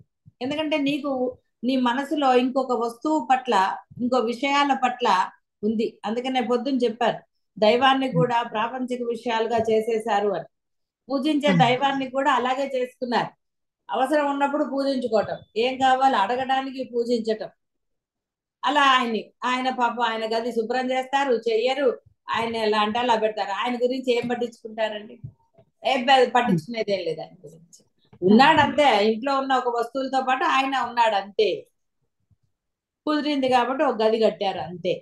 ఆయనకేం ప్రత్యేకంగా లేదు. ఎప్పటికప్పుడు శుభ్రం చేయటము, ఎప్పటికప్పుడు చేయటాలు అలాంటివన్నీ పెట్టుకున్నారా? కుదిరినప్పుడు చూద్దాంలేండి అనుకున్నారు. అదే దాని సినిమాలో లాగా తోకో తెలీదు, తొండమో తెలీదు, అసలు రకరకాలు ఎవరు తెచ్చిచ్చినా అన్ని పెట్టేసుకుంటారు. అక్కర్లా, అందరు తెచ్చిచ్చినవి పెట్టుకోకర్లేదు, ఎప్పటి నుంచో ఉన్నవి పెట్టుకోకర్లేదు. నీకు ఏది పరమ నమ్మకమైనదో అంటే నువ్వు పూజలు చేసేవాడివైతే అది ఒక్కటి ఉంటే చాలు, అన్ని చక్కగా షోకేస్ లో పెట్టుకోవచ్చు, ఏమీ తప్పులేదు. ఎవరైనా అడిగినా ఇచ్చినా ఏమీ దోషం లేదు, మీకు ఏమీ నష్టం జరగదు. కాబట్టి అన్ని అక్కడే ఉంచేసుకుని కలగాపులగంగా ఉంచి వాటంతా చెత్త చెత్తగా ఉంచుకోవటమో లేకపోతే అసలు దాన్ని శుభ్రం చేయడానికి ఎంత సమయం పడుతుందండి? అసలు అక్కడ కూర్చుంటే గందరగోళంగానే ఉంటుంది, మనసు ప్రశాంతంగా ఎక్కడ ఉంటుంది? కాబట్టి ఇక్కడ మనసు ప్రశాంతత లేనప్పుడు నువ్వు దైవ పూజ అయినా ఎలా చేస్తావు? ఏదో నేను చెయ్యాలి కాబట్టి అలా చేస్తే దానివల్ల ప్రయోజనాలు. ఎందుకంటే పొద్దునే చెప్పుకున్నాం, క్షేత్ర దర్శనం కానివ్వండి, ఏదైనా శాస్త్రంలో చెప్పబడినట్టు చేస్తే దాని యొక్క అసలు ప్రయోజనం సిద్ధిస్తుంది, లేకపోతే ఎలా సిద్ధిస్తుంది? కాబట్టి దీనికి అంతటికి ఏ ఆకారం లేని మనస్సే ముఖ్యమైనది. కళ్ళకి అన్నిటికీ ఇంద్రియాలన్నిటికీ ఆకారం ఉన్నది, ఒక్క మనస్సుకే లేదు, ఆత్మకు కూడా లేదు. కాబట్టి మనస్సు ఆత్మ ఒకటి అన్నారు. మనస్సుకి ఏది లేదు, దానికి ఒక పేరు పెట్టారు మనస్సు అని. అక్కడ అసలు మనస్సు అంటూ విడిగా అసలు ఒక అవయవమే లేదు. అలాగే ఆత్మ అంటూ ఒక పేరే తప్ప అంతటా వ్యాపించింది అన్నారు తప్ప ఆత్మకు ఒక రూపం లేదు, ఒక పేరు కూడా లేదు. అదే అంతా వ్యాపించి బ్రహ్మాండంగా ఉంది కాబట్టి దాన్ని బ్రహ్మం అన్నారు అంతే. కాబట్టి నీ మనస్సే ముఖ్యం, ఎందుకంటే ఈ మనస్సు కూడా ఆ బ్రహ్మాండమే. మనస్సు ఎక్కడికైనా వెళ్ళిపోతుంది, ఇక్కడి నుంచి దూరమైనా వెళ్ళిపోతుంది, ఎన్నైనా ఆలోచిస్తుంది. 100 ఏళ్ల తర్వాత బతుకుంటానా లేదా అని కూడా ఆలోచించేసి అప్పుడు కూడా పేక మెడలు కట్టేస్తుంది, అలా రకరకాలుగా చేసేస్తుంది. అది బ్రహ్మాండం. కాబట్టి ఏదైతే ఆకారము ఏ పేరు ఏది లేని ఉందో వ్యవహారం కోసం దానికి మనస్సు అని పెట్టారు అంతే. అంతటా ఉన్న బ్రహ్మానికి కూడా వ్యవహారం కోసం బ్రహ్మం అని పెట్టారు. కాబట్టి ఈ రెండు ఒకటే. కాబట్టి ఈ ఏదైతే నీలో ఉన్న బ్రహ్మం అంటే నీలో ఉన్న ఆ మనస్సులో బ్రహ్మము తప్ప అన్య వస్తువులు పెట్టినప్పుడు బ్రహ్మం ఎలా ఉంటాడు? ఉంటాడు. ఆయనకు ప్లేస్ లేదు, ఎందుకంటే నువ్వు ఇవ్వలేదు ప్లేస్. లేదు అంటే అర్థం ఏంటంటే నువ్వు ఇవ్వలేదు, నువ్వు వేరే ఎన్ని పెట్టావు, ఇల్లు వాకిళ్ళు బంధాలు ఇక రకరకాలవి పెట్టుకున్నావు. అదే విధంగా నువ్వు పూజించే దైవానికి కూడా నీవు హృదయంలో చోటు లేనప్పుడు నువ్వు ఎన్ని పూజలు చేసినా వృధానే. అవన్నీ మీకు అందరికి అనుభవాలే. చేశారు అందరు, 3 మంది 3 పూజలు చేశారు, ఏం తక్కువ చేశారు. అయితే మీరు ఇప్పుడు ఆ పూజల ఫలితంగా ఇక్కడికి వచ్చాను అనడానికి లేదండి. ఎప్పుడైనా చెప్పారు అంటే ఎందుకు మిమ్మల్ని అనుగ్రహించాడు అన్నదానికి ఆయన దగ్గర లెక్క ఉంది తప్ప మీ దగ్గర లెక్క లేదు. ఎందుకంటే మీ అందరికి మనస్సాక్షి ఉంది కాబట్టి ఈ జన్మలో మీరు ఏమేం చేశారో మీకే తెలుసు. ఎంత అంటే హృదయపూర్వకంగా పూజలు చేశారా చెయ్యలేదా, అసలు ఏది ధర్మంగా చేశారు అనేది మీకే మీరు సాక్షులు, ఎవరు చెప్పక్కర్లేదు అసలు. అది ఇప్పుడు పెద్ద టాపిక్ కాదు అసలు. అంటే ఆ అనుగ్రహాన్ని గుర్తించడానికి చెప్తున్నాను అంతే తప్ప ఇప్పుడు మీరు ఏం చేశారు ఏం చేయలేదని పట్టికగా అక్కర్లా, మార్కులు వేయక్కర్లా వాటికి. వాట్ ఎవర్ ఇట్ ఈస్, ఆయన అనుగ్రహం లభించింది, అది పోగొట్టుకోకూడదు. అది పోగొట్టుకోవడానికి రకరకాల కారణాలు వెతుక్కుంటారు. ఏమండి ఈ బంధం వదలట్లేదండి, అది వదలట్లేదు, లేకపోతే ఇంకోటేదో ఇది రకరకాలుగా చెప్పుకుంటారు. ఇంత అనుగ్రహం లభించిందిరా, ఈ అనుగ్రహాన్ని ఎందుకు అలా వృధా చేసుకుంటావు? నశించే వీటి పట్ల ఎన్నో నశించేవి, అన్ని కూడా నీకు కనపడేవన్నీ నశించేవే, నీవే నశిస్తావు. నువ్వు ఇంకా ఏమిట్రా పట్టుకుని వేలాడుతున్నావు? నీ జన్మని సార్థకం చేసుకోరా అంటే, కాబట్టి జ్ఞాన స్థితిలో ఉండాలి అంటే ఎప్పుడు ఆ స్వస్వరూప ఆనంద స్థితిలోనే ఉండాలి. కాబట్టి ఎప్పుడైతే మానసిక పరాధీనత ఉంటుందో అది నిన్ను బంధిస్తుంది. కాబట్టి అంటే లౌకికులు అంటే ఇప్పుడు బాహ్యానికి ఇంపార్టెన్స్ ఇచ్చే వాళ్ళకి అవి కొన్ని ఆనందాన్ని ఇస్తాయి. ఒక చోట ఆనందము, ఒక చోట ఆనందం ఉండదు. రకరకాలుగా ఉంటారు. నలుగురు ఉన్నప్పుడు ఒకలాగుంటారు, నలుగురు లేనప్పుడు ఒకలాగుంటారు. చెప్పుకుంటూనే ఉన్నాం కదా రోజు రోజు. రకరకాలుగా ఉంటారు. వాడి మనస్థితి మారిపోతూ ఉంటుంది, యాక్షన్లు మారిపోతూ ఉంటాయి, లేదా ఇంకోటేదో మారుతూ ఉంటుంది, లేదా ఇంకోటేదో వస్తుంది. ఇలా ఏవో బుద్ధిని బట్టి కుర్రెకో బుద్ధి జీవహకో రుచి అన్నట్టుగా వాడు రకరకాలుగా మార్పులు పొందుతూనే ఉంటాడు. ఎప్పుడు వాడు ఒకలాగే అంటే బ్రహ్మం ఎప్పుడు ఒకలాగే ఉంటుంది, అదేం మారదు. అలా రూపాలు చెందింది తప్ప అది దాని ధర్మాన్ని అది మార్చుకోలేదు. కానీ వీడు మారిపోతూనే ఉంటాడు. నిమిషానికి ఒక మాట మాట్లాడతాడు, ఏది సరిగ్గా స్థిర నిర్ణయం ఉండదు, ఏది ఉండదు. ఏదో అంటే ఇక్కడ స్థిర నిర్ణయం లేదు అంటే వాడు వాటి పట్ల కాదు, వాడు అనుకున్న దాని పట్ల మొండితనం ఉంది, అది అంతే అన్న భావం ఉన్నది వాడికి. అందుకని వాడు అలా మాట్లాడు. ఇలా రకరకాల కాలానికి సంబంధించిన అభద్రత, భవిష్యత్తు గురించి, గతకాలపు దుఃఖాల గురించి ఆలోచిస్తూ చింతాగ్రస్తులై జీవిస్తూ ఉంటారు. పైకి కనపడకపోవచ్చు, రకరకాల ఆలోచనలు ఉంటాయి లోపల. పోతే ఎట్లా వస్తే ఎట్లా, అదే నిన్న తెలిసింది. అదేంటి ఎల్ఐసి పాలసీ లేదు అంటుంటే, అది అయిపోయిన తర్వాత కూడా పోతే 2 లక్షలు 70 ఏళ్ల లోపల పోతే 2 లక్షలు ఇస్తారట, పోకపోతే 1 లక్ష ఇస్తారట.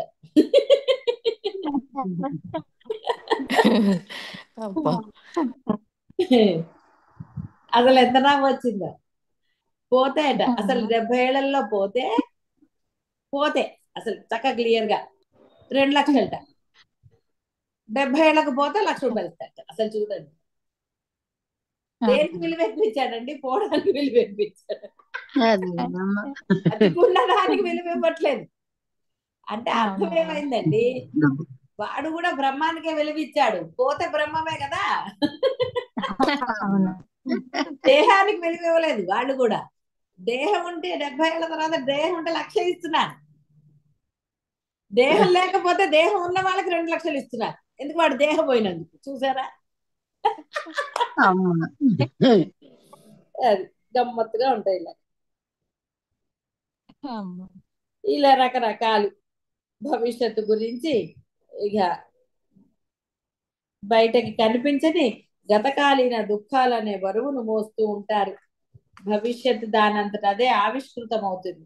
దాని గురించిన ఆందోళన దేనికి? అది పిలవకుండానే వస్తుంది. ఒక క్రమంలో జరగవలసిన సంఘటనలకు మనం చేయవలసిన ఆలోచన గురించి కాదు మనం చర్చిస్తున్నది.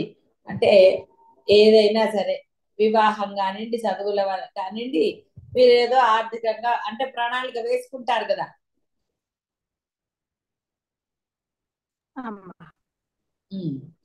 కాబట్టి అవి వేసుకోవద్దని ఏం చెప్పటం లేదు, దోషం ఏమీ లేదు. కొంత నా పిల్లలు పెళ్లికి దాస్తున్నానే అనుకోవటంలో దోషం లేదు. దాని గురించి అధర్మంగా సంపాదించటం దోషం. నువ్వు ఇప్పుడు తిండి మానేసి దాచుకోవటం దోషం. అంటే నువ్వు తినకుండా నీ అవసరాలకు దుబారా చేయమని చెప్పటం లేదు.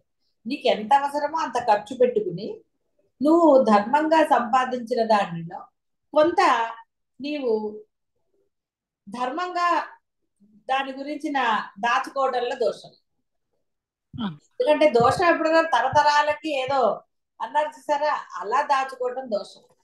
ఎందుకంటే అలా దాచాలి అంటే ధర్మ సంపాదన అందరికి అంత ఉండదు. వాడు ఇక దాని గురించి తిండి చేపలు మానేస్తాడు, నానా గోళలు పడతాడని తెలుసు కదా. సంపాదన గురించి మీకు తెలియని వాళ్ళు ఎవరు లేరు. కాబట్టి ఇక్కడ ప్రణాళికలు వేసుకోవద్దని చెప్పట్లేదు, అదే జీవితంగా ఉండమని చెప్పట్లేదు. ఎంతవరకు అంతవరకు చెయ్యండి. ఇప్పుడు దుబారా చేయమని చెప్పటం లేదు. ఇప్పుడు కూడా నీకు ఎంత అవసరమో అంతే ఖర్చు పెట్టుకుంటే మిగిలక ఏమవుతుందండి? నువ్వు ఇప్పుడు దుబారా చేస్తే కదా వేరే గోళలన్నీ. దుబారా చేయకపోతే మిగలక ఏమవుతుంది? ఎంత అవసరమో అంతే ఖర్చు పెట్టారనుకోండి. అయితే దుబారా వాళ్ళకి ప్రతిదీ అవసరంగానే ఉంటుంది. మరి నిరాడంబరత ఉన్నవాడు అడ్డట ఖర్చు పెడతాడండి. కోపీనవంత కలు భాగ్యవంత. మరి బ్రహ్మం కావాలి అనుకుంటే లగ్జరీగానే గడపాలి అంటే అవుతుందా? లగ్జరీగా గడిపేవాడికి మరి ఏసీ ఉందా లేదా చూస్తాడు, పరుపు ఉందా లేదా చూస్తాడు, ఇవన్నీ ఉంటాయి. ఇంకా వాడు బ్రహ్మాన్ని ఏం చూస్తాడండి? భవిష్యత్తును భయంగా ఊహించుకోవటం, కష్టాలు, జబ్బులు, ఆర్థిక ఇబ్బందులు, సామాజిక స్థితులను ఊహించి భయపడుతూ జీవించడం కూడదు. ఈ మనస్సు కల్పించుకునే భవిష్యత్ కాలంతో ఏం ఉపయోగం అండి? బంగారం పెరుగుతుందా తగ్గుతుందా అని అప్పు చేసి ఇప్పుడు బంగారం కొని మీరు దాచుకుంటారా? తర్వాత తగ్గింది అనుకోండి, అప్పుడు ఆవిడెవరో ముసలి ఆవిడ పోయి గుహలో దాక్కుంటారు. ఏదైనా జరగచ్చు. ఎందుకంటే ఇప్పుడు కొనుక్కొని దాచుకుని ఏం చేస్తావు? కొనుక్కోవాల్సిన అవసరం లేదు. రేపంతా ప్రయాణం చేయాలి కదా, ఇప్పుడు 2 పూట్ల తింటారా? కాబట్టి హాయిగా హితముగా మితముగా అన్నట్టుగా ఆ సమయానికి ఈ వర్తమానంలో ఎంతో అంతే. అనవసరమైన దుబారా ఖర్చులు కానీ ఇష్టం వచ్చినట్టుగా అనవసరమైనవి ఖర్చులు చెయ్యరాదు. ప్రతి ఫంక్షన్ కి కొత్త బట్టలు కొనడం అలవాటు ఉంటుంది. ఇక అవి తర్వాత వాళ్ళకి పట్టము, లేకపోతే ఇక వేస్ట్ అయిపోలే. అలాంటి దుబారా ఖర్చులు అని చెప్పడం నా ఉద్దేశం. అలా చేయదు. భవిష్యత్తు గురించి భయపడక్కర్లేదు. అవుతాయి పిల్లల పెళ్ళిళ్ళు. డబ్బున్న వాళ్ళనే చేస్తున్నారా? డబ్బు లేని వాళ్ళు చేయటంలా? చేస్తారు. అవుతాయి, అవే అవుతాయి. దుబారా ఖర్చులు చేయకుండా నువ్వు ధర్మంగా ఉంటే ఆ ధర్మము అన్ని చేయిస్తుంది.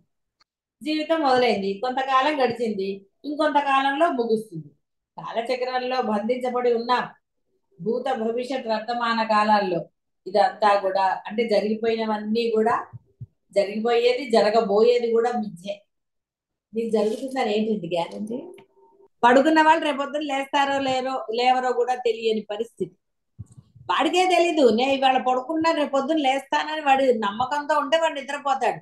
రేపొద్దున మరి వాడికి ఆ నమ్మకం లేకపోతే వాడు పడుకుంటాడు, వాడి నిద్ర వస్తుంది.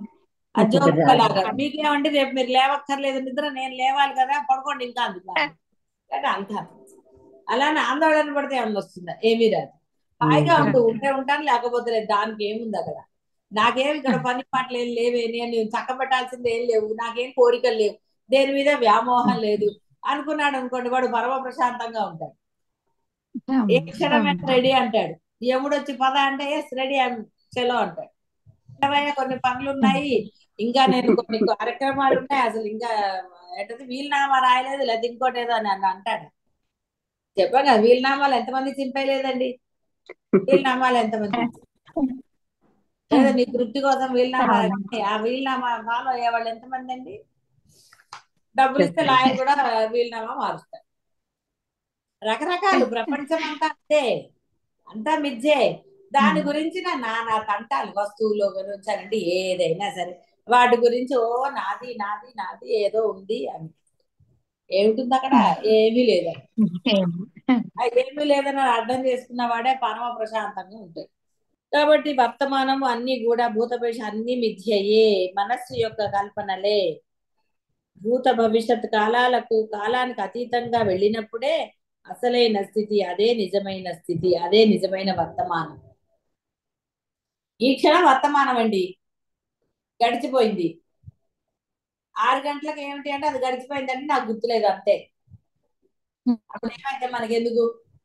ఒక్క సెకండ్ ముందర, ఒక 2 సెకండ్ల ముందరది కూడా గతమే. దాంతో ఎలాగండి?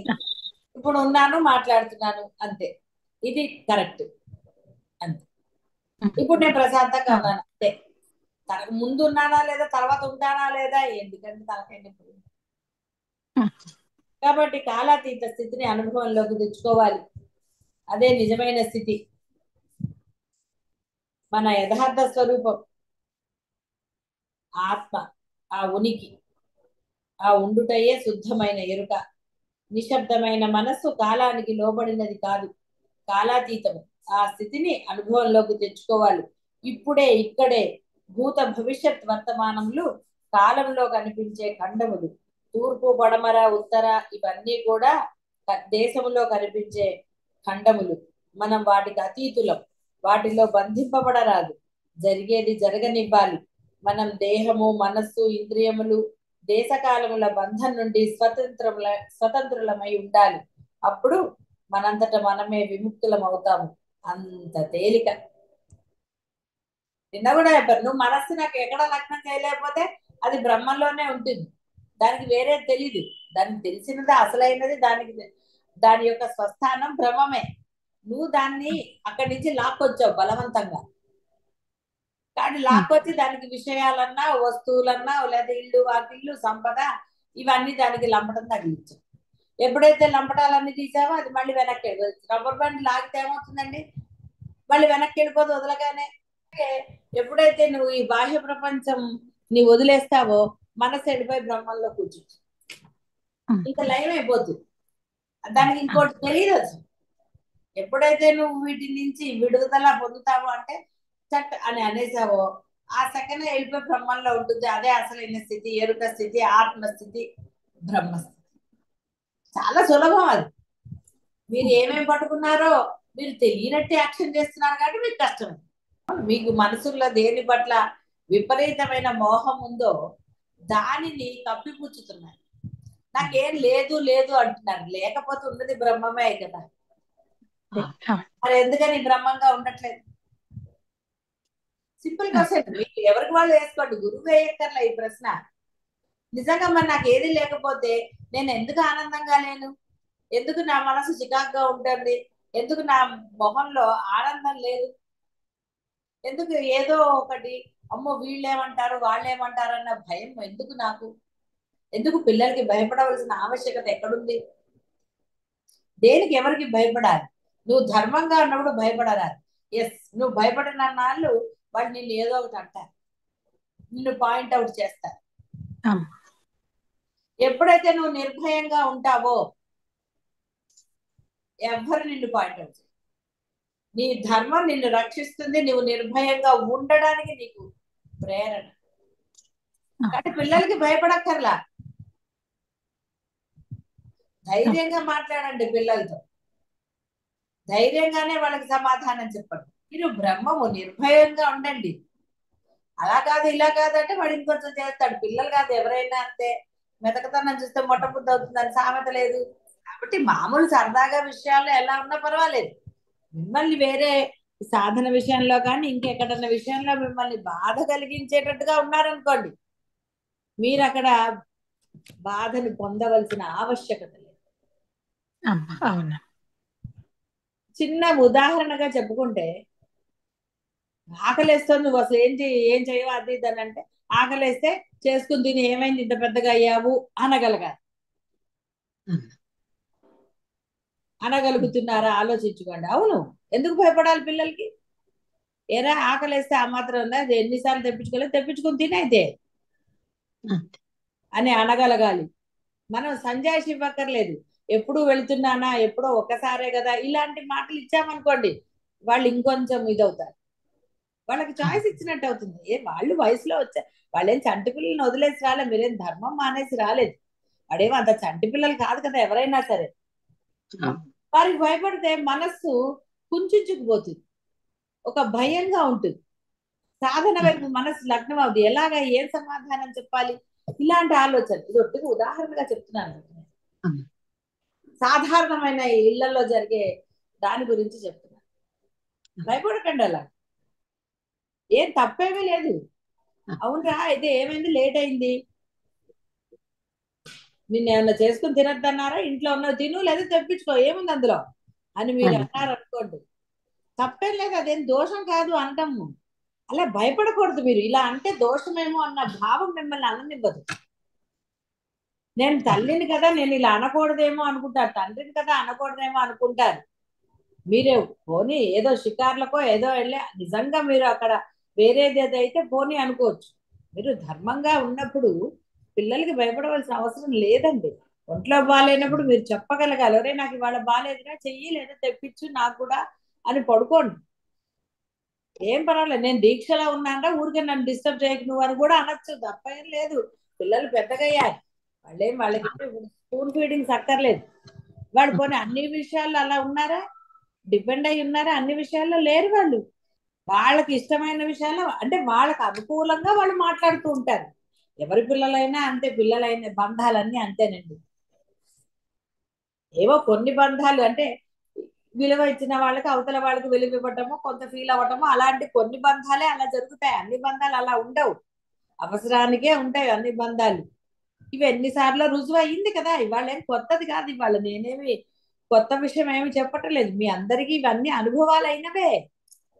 ఏ బంధం ఎలా ఉంటుందో ఎన్ని సంవత్సరాల నుంచి తెలీదా మీకు? తెలుసు. ఇప్పుడు మీకు కొత్తగా తెలియవలసింది బంధముల పట్ల ఇంకా మనం అతిమోహంతో కానీ అతి వినయంతో కానీ ఉండక్కర్లేదు. ఎక్కడ ధైర్యంగా ఉండాలి, ఎక్కడ వాళ్ళతో సరదాగా ఉండాలి, ఎక్కడ అనేది మీలో తెలిసి తీరాలి. సాధన ఎందు పరిపక్వత వస్తున్నా కొద్దీ అవి బోధపడతాయి. మనస్సుని చిన్నబుచ్చుకోకండి, అంటే అది విషయం గ్రహించి, మరి విషయం గ్రహించకూడదని కదా మనం చెప్పుకుంటున్నాం. విషయం గ్రహించి అది ఏం ఆలోచిస్తుంది, ఎలాగా ఎలాగా ఎలాగా అంటుంది, భయంగా ఉంటుంది, ఏం మాట్లాడాలని ఫేస్ లో మనకి తెలిసిపోతూ ఉంటుంది. అలా చేసుకోకండి, ఏమీ పర్వాలేదు. మీరు తల్లులు, తండ్రులు లేదా పిల్లలు ఏ బంధం అని చెప్పట్లేదు, క్యాజువల్ గా ఉండే బంధాలని తల్లిదండ్రులు అనండి, అత్త కోడళ్ళు ఇవి చెప్తారు. అంటే మనస్సుని ముందు ఆ నిర్మలత, అంటే మనస్సుని బ్రహ్మమయం చెయ్యాలి అంటే వేరే ఏం లేదు, కేవలం మనస్సులో ఏ ఆలోచన లేకుండా ఉండటమే. అంతే, మనస్సుని మనస్సుగా ఉంచారు. ఆ విశాలత్వం, మనసులో ఏదీ లేదు, ఏ భావం లేదు, వస్తువుల పట్ల విషయాల పట్ల కానీ బంధువుల పట్ల కానీ జరిగినవా జరగబోయేవా వేటి గురించిన లేస మాత్రమైన ఆలోచన కానీ ఏవి లేవు. ఏది లేనప్పుడు హాయిగా ఉంటుంది. కాబట్టి ఆ విధంగా ఉండగలగాలి.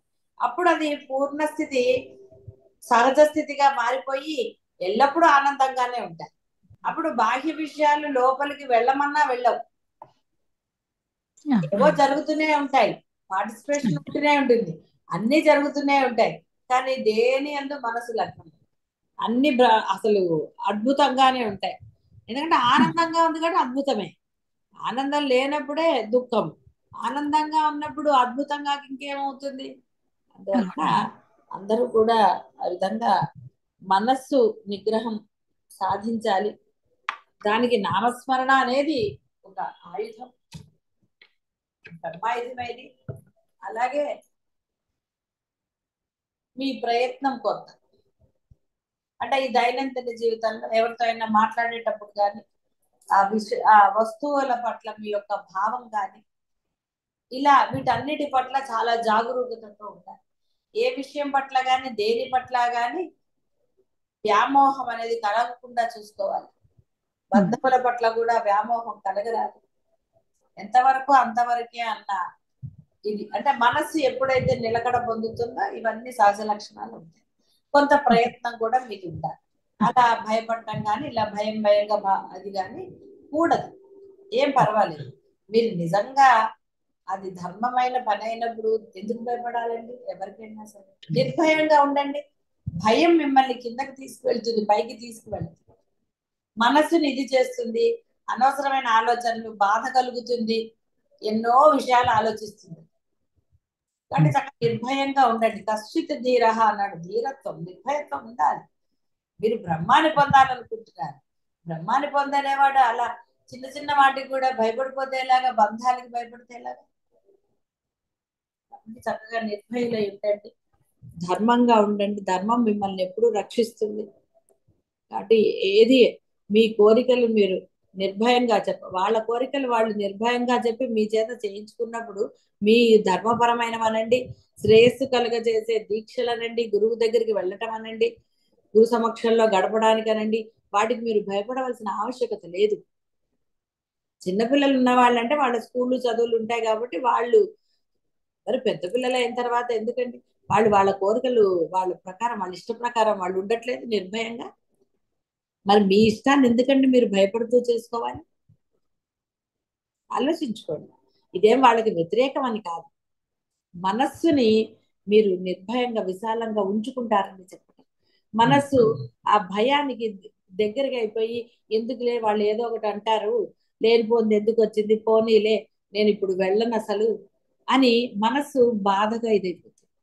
ఆ బాధ అనేది మనస్ఫూర్తిగా సాధన చెయ్యలేదు కాబట్టి అదేమి రోజుల తరబడిదో ఏదో కాదు. కాబట్టి మీరు నిర్భయంగా మీ వాటిని మీరు ఇది చేసుకోవచ్చు. ఎందుకంటే ఎవరు ఏ బంధాలు వారి మానేస్తారో చెప్పండి? వారి పనులు వాళ్ళు, వాళ్ళ ఇష్టమైన పనులు అనండి, ఏదైనా సరే వారి ఇష్టానుసారంగా ఉన్నప్పుడు మీరు కాదనటం లేదు, ఈ మార్గంలో ఉన్నారు, మీరు కాదనటం లేదు కాబట్టి మీ ఇష్టాలను కూడా వాళ్ళు గౌరవించాలని తెలియచెప్పాలి వాళ్ళు. అప్పుడు చూడండి మీరు ఎంత ఆనందంగా ఉంటారో. ఇదంతా కూడా మీరు ఆనందంగా ఉండడానికి, మనసులో భయం లేకుండా, ఎట్లాంటి ఇవి లేకుండా ఉండగలుగుతారని చెప్పటం. వాళ్ళని ఎదిరించమనో లేకపోతే వాళ్ళకి వ్యతిరేకం అని కాదు ఇది. వారికి కూడా తెలియాలి మీకంటూ ఇష్టాలు ఉంటాయి, మీకంటూ ఒక ఇది ఉందని వాళ్ళకి తెలియాలి. మీరు మీ శ్రేయస్సు, పరమశ్రేయస్సు, జన్మ సార్థకత కోసం ప్రయత్నిస్తున్నప్పుడు ఇలా వీటికి భయపడితే ఎలా చేసుకుంటారండి సాధన? ఎందుకంటే మోస్ట్ ఆఫ్ ది టైం మీరు ఉండేది గృహంలోనే. మరి ఆ గృహంలో మీరు నిర్భయంగా లేకపోతే సాధన ఎలా జరుగుతుంది? కాబట్టి నిర్భయంగా ఉండండి, ఏం పర్వాలేదు. వారి అభిప్రాయాలు వాళ్ళని గౌరవించినప్పుడు మీ అభిప్రాయాలు కూడా వాళ్ళు గౌరవించి తీరాలని చెప్పండి. అప్పుడు వాళ్ళకి అర్థమవుతుంది. మీరు భయపడితే వాళ్ళు భయపడుతూనే ఉంటారు.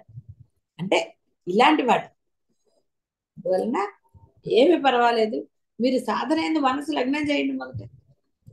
ఈ ధైర్యం అనేది స్వతహాగా మీకు కలిగి తీరుతుంది. నిర్భయంగా ఉంటారు, భయరహితులుగా ఉంటారు, ఆనందంగా ఉంటారు. ఇవన్నీ ఈ రహితం పోతూ ఉన్నది ఏమిటంటే ఆనందమే కదా. భయం లేకపోతున్నది ఆనందం కాదు. అది ఆ విధంగా ఉంటారు. అది చెప్పి అంటే అందరూ ఆ విధంగా ఉండండి, శ్రేయస్సును పొందండి. శుభం భూయాత్.